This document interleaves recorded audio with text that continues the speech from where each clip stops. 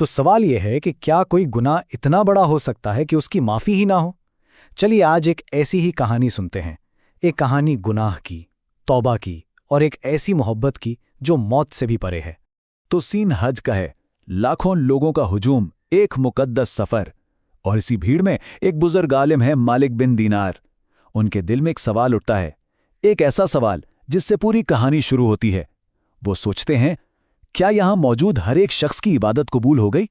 اسی رات انہیں خواب میں اس سوال کا جواب ملتا ہے، اور جواب بڑا عجیب تھا۔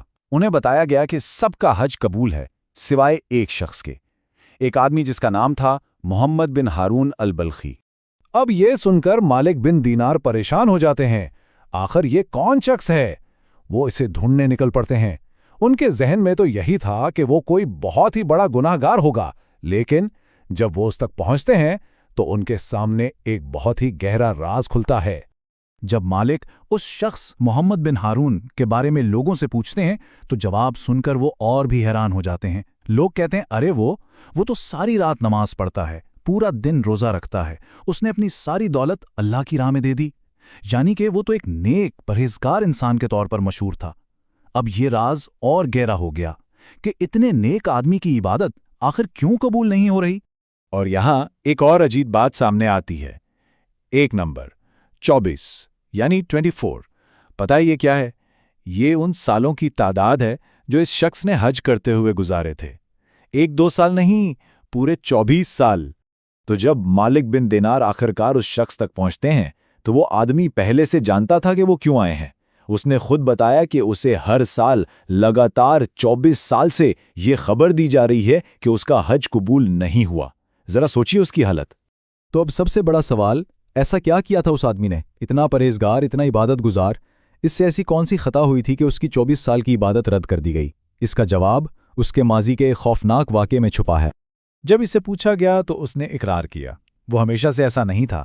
جوانی میں وہ ایک نافرمان بیٹا تھا، دولت کا نشہ، غرور اور ہر طرح کی برائی میں ڈوبا ہوا۔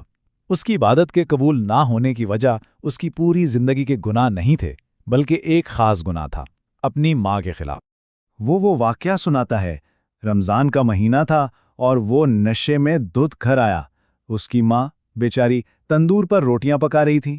اس نے آتے ہی اپنی ماں سے کہا، اماں مجھے روٹی دو۔ اس کی ماں ایک دیندار خاتون تھیں۔ انہوں نے بڑے پیار سے سمجھایا، بیٹا شرم کرو، آج رمضان ہے، لوگوں نے روزے رکھے ہیں، ان کا تو لحاظ کرو۔ لیکن وہ تو نشے میں تھا۔ ماں کے یہ نرمی بھرے الفاظ اس کے غصے کو اور بھڑکا گئے، اور پھر اس نے وہ کر دیا جس کا کوئی تصور بھی نہیں کر سکتا۔ اس نے نشے کی حالت میں اپنی ہی ماں پر ہاتھ اٹھا دیا۔ اس نے اپنی ماں کو تھپڑ مارا، اور وہ ظالم تھپڑ اتنا زوردار تھا کہ وہ بیچاری اپنا توازن نہ رکھ سکیں اور سیدھا پیچھے دہکتے ہوئے تندور میں جا گریں۔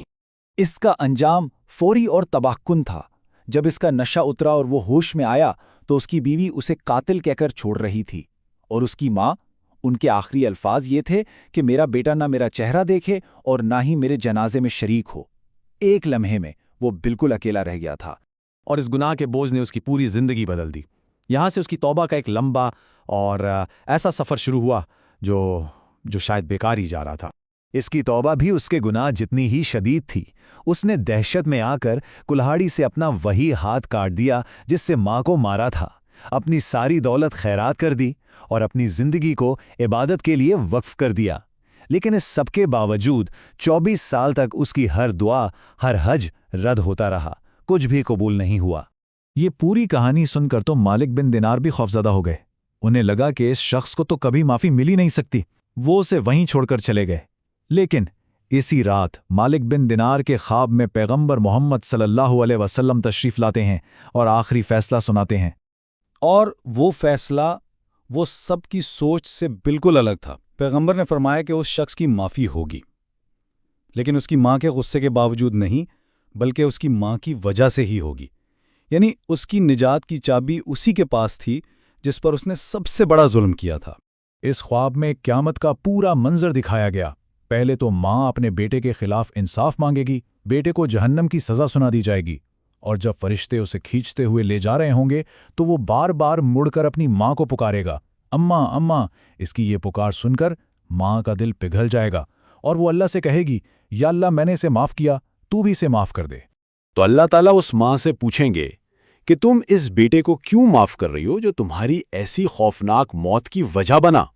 और उस माँ का जवाब, क्योंकि मैं एक माँ हूं, बस इतना सा जवाब। ये एक ऐसी मोहब्बत है जिसे मौत भी नहीं मिटा सकती। उस एक पल में उसका माँ होना इंसाफ की हर ख्वाहिश पर भारी पड़ जाता है। और इस तरह उसे माफ़ कर दिया जाएगा उसकी माँ की वजह से। तो ये कहानी हमें एक बहुत गहरा सबक दे जाती है। एक तरफ वालिदैन की नाफरमानी का अंजाम और दूसरी तरफ एक माँ की ममता और उसकी रहमत की ताकत जो हर गुनाह से बड़ी है।